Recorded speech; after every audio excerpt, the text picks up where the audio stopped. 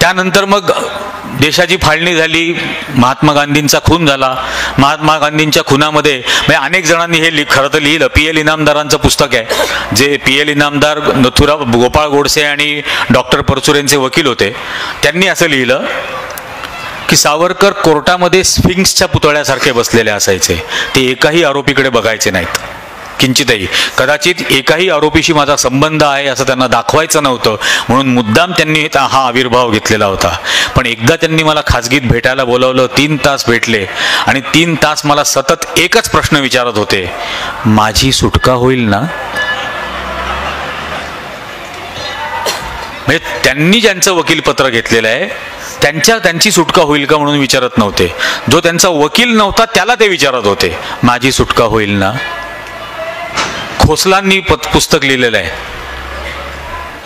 तर खोसलांनी लिहिलेल्या पुस्तकामध्ये जे न्यायमूर्ती होते, सिमला हायकोर्टामध्ये केस चालली आणि पुन्हा तो एक आहे, सुप्रीम कोर्टाने सावरकरांना निर्दोष सोडलं. सुप्रीम कोर्टच नव्हतं तेव्हा अस्तित्वात. सुप्रीम कोर्ट संविधान आल्यानंतर अस्तित्वात आलं.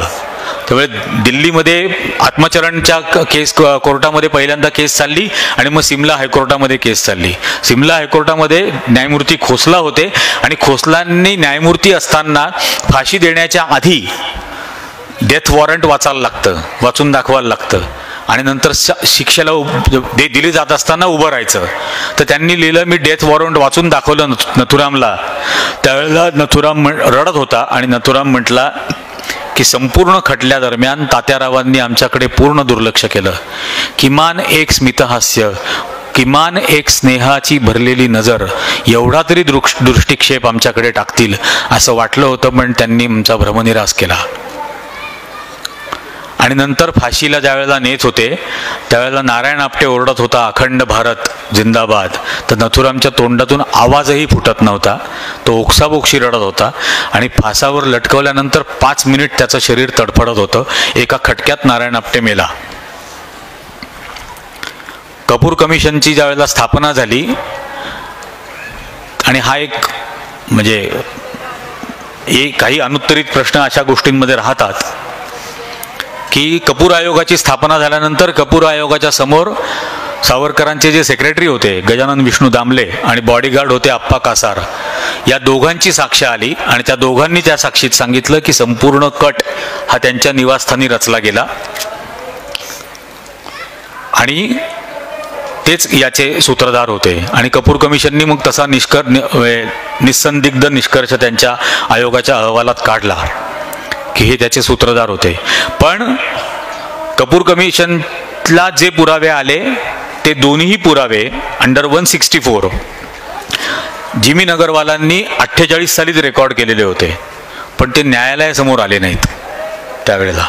आणि म्हणून for the lack of corroborative evidence त्यावेळेला न्यायालयातून त्यांची सुटका झाली. पण नंतर आयोगाने त्यांना इंडाक्ट केलं. आणि हा तो इतिहास. एक सती नावाचं पुस्तक आहे जे मी आता प्रसिद्ध करणार आहे, त्यांच्या पत्नीचं चरित्र. आणि ते चरित्र आल्यानंतर त्यांच्या सगळ्या संप्रदायाने ते गायब करून टाकलं मार्केटमधून, ते कुठे मिळू दिलं नाही. पण ते मी लिहिणार आहे, म्हणजे ते आहे लिहिलेलं ऑलरेडी. आणि आता ते कॉपीराईटच्याही बाहेर गेल्यामुळे आता ते प्रसिद्ध करणार आहे. त्यात त्यांनी यांच्याबद्दल बऱ्याच गोष्टी लिहिल्या आहेत की अंदमानातून आल्यानंतर यांचा ताळतंत्र सुटला होता. मला यांनी कधीही जवळ नाही केलं कारण की माझे दोन्ही गुडघे फुटले होते. पण माझे गुडघे फुटले कारण यांना कोलूवर ठेवलंय असं समजलं, म्हणून मी घरामध्ये 2 वर्ष गुडघ्यावर फिरत राहिले, त्यामुळे माझे गुडघे फुटले. पण त्यामुळे यांनी मला दूर लोटलं. पण दिवसभर वेगवेगळ्या बायका घरी यायच्या, दार बंद केलं जायचं, वेगवेगळे आवाज यायचे. आणि मी याबद्दल ज्यावेळेला घरात तक्रार करायचे त्यावेळेला घरचे मला म्हणायचे 10 वर्ष त्याची उपासमार झाली आहे. मग याची उपासमार 10 वर्ष झाली आहे तर मी काय पंचपक्वान्न जेवत होते का? हे त्यांच्या बायकोनी लिहून ठेवले, आपलं काही नाही ह्याच्यात. आणि त्यांचा ज्यावेळेला मृत्यू झाला त्यावेळेला हे घरी होते, मुलगी हॉस्पिटलमध्ये होती. हॉस्पिटलमध्ये येणार नाही म्हणून सांगितलं होतं. ती आजारी आहे, ती शय्येवरती जखडलेली आहे, माझ्यासाठी निरुपयोगी आहे, मी येणार नाही. असं कळवलं होतं. आणि ती वारल्यानंतर ज्या वेळेला अप्पा कासार निरोप घेऊन आला त्यावेळेला त्यांनी अप्पा कासारला सांगितलं की तूच परत जा आणि तू तिला घेऊन स्मशानात जा, तिच्यावरती काय अंतिम संस्कार करायचे ते करून टाका, हातातली बांगडी आणि अंगठी काढून घ्यायला विसरू नका. आणि त्यांचा प्रधानमंत्री आज विचारतो पटेलांच्या अंत्यसंस्काराला नेहरू गेले होते का? नेहरू गेले होते, पण सावरकर त्यांच्या बायकोच्या अंत्यसंस्काराला नाही गेले. नेहरू गेले होते का भगतसिंगांना भेटायला? हो गेले होते नेहरू भगतसिंगांना भेटायला, पण जेलमध्ये असताना अमित शहाला भेटायला तू नव्हता गेला.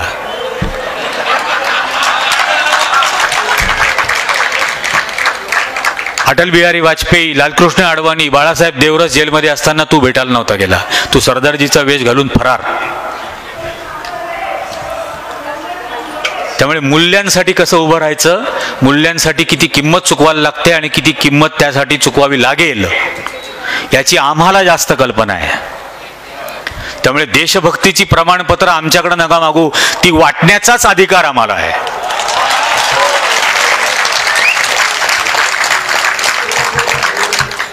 आज भारत माता की जय सांगायला सांगता, ते म्हणण्याची ज्या वेळेला गरज होती त्यावेळेला भारत माता की जय म्हणणाऱ्यांना तुम्ही पकडून देत होतात आणि पकडून दिल्याची बक्षिसं घेत होतात. आणि हे वास्तव असताना आज मी म्हणजे मुस्लिम साहित्य संमेलनामध्ये सुद्धा पनवेलला ते बोललेलो होतो की काहीही न्यूनगंड बाळगण्याची गरज नाही.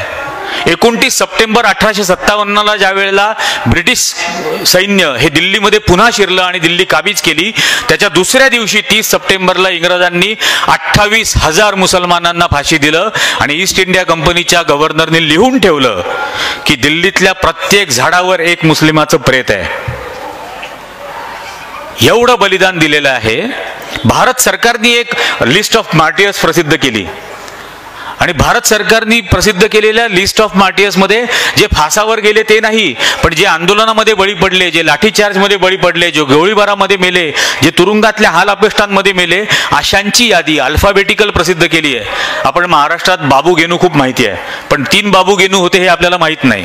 3 बाबू गेनू होते, 3ही बाबू गेनू मुस्लिम होते.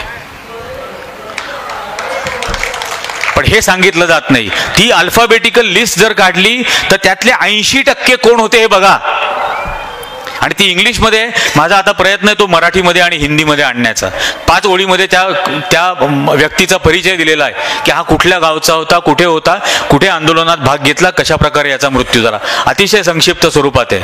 आणि 6 खंड भारताचे आहेत. लिस्ट ऑफ मार्टियर्सचे 6 खंड आहेत. त्या 6 पैकी एक अख्खा खंड महाराष्ट्राचा आहे. एक अख्खा खंड क्रमांक 3. आणि म्हणून तर आपण आपल्या लोकांना जागा करणं खूप जास्त जरुरी आहे. आज हा जो संपूर्ण कारस्थान आहे, महापुरुषांची बदनामी करायची, ते कटकारस्थान करायचं, नसलेल्या महापुरुषांचं उदात्तीकरण करायचं. म्हणजे दीनदयाळ उपाध्याय, मी इथंही येताना पाहिलं, ते मार्गाचं पण एका नाव आहे आणि एक ट्रस्ट पण आहे. दीनदयाळ उपाध्यायांचं नाव दिलं एका रेल्वे स्टेशनला, मुघलसरायला. आणि दीनदयाळ उपाध्यायांची हत्या झाल्यानंतर जनसंघाने एक सत्यशोधन समिती नेमली, फॅक्ट फाइंडिंग कमिटी. त्या सत्यशोधन समितीचे प्रमुख होते बलराज मधोक, जे जनसंघाच्या संस्थापक सदस्यांपैकी एक होते. आणि बलराज मधोकांच्या त्या सत्यशोधन समितीने 6 महिने जवळजवळ ते सत्यशोधन केल्यानंतर अहवाल दिला. आणि त्यांनी दिलेल्या अहवालात त्यांनी असं म्हटलं की दीनदयाळ उपाध्याय यांचा खून बाळासाहेब देवरस, अटल बिहारी वाजपेयी आणि नाना देशमुख यांनी केला. यांनी ज्याचा खून झाला त्याचं नाव दिलं रेल्वे स्टेशनला आणि खुन्यांना दिलं भारतरत्न. आणि म्हणून हे सतत खुन्यांचाच पुरस्कार करणारे आहेत. इंदिरा गांधींच्या खुन्यांचं वकीलपत्र घेणारे राम जेठमलानी, जनरल वैद्यांच्या खुन्यांचं वकीलपत्र घेणारे राम जेठमलानी, नथुराम गोडसेचं वकीलपत्र घेणाऱ्या प्राणनाथ लेखींची सून यांची आता मीनाक्षी लेखी केंद्रीय मंत्री, हे सतत खुन्यांच्या बाजूने राहिलेले आहेत या देशात.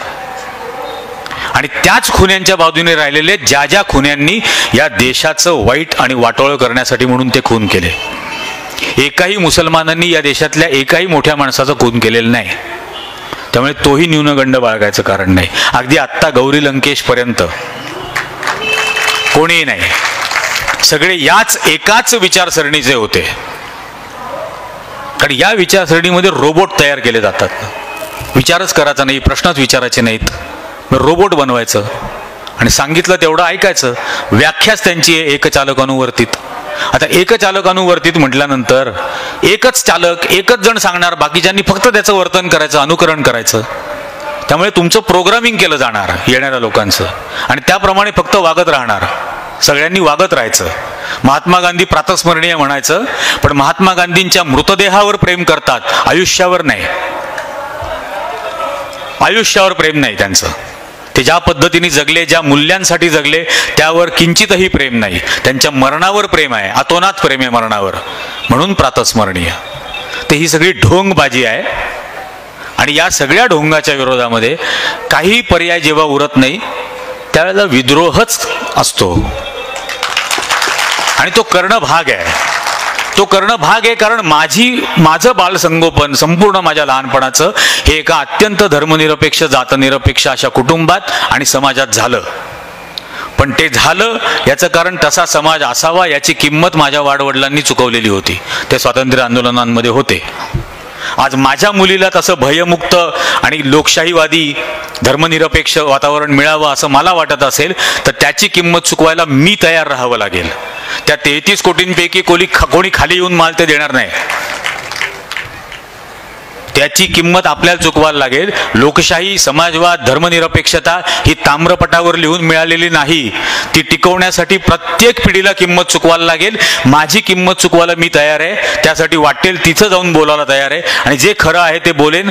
सत्य सांगणं आणि सैतानाला शर्मिंदा करणं हेच पत्रकाराचं काम आहे. ते मी करत राहणार. आदमी मरने के बाद कुछ नहीं बोलता, आदमी मरने के बाद कुछ नहीं सोचता. कुछ नहीं सोचने या कुछ नहीं बोलने पर आदमी मरी जाता है. आणि मला तसं प्रेतासारखं निष्प्राण जगायचं नाही. मी जिवंत आहे तर जिवंत आहे हे दिसणं जरुरी आहे आणि म्हणून बोलत राहणं जरुरी आहे. तुम्हीही जिवंत आहात असं तुम्हाला वाटत असेल तर सिद्ध करा.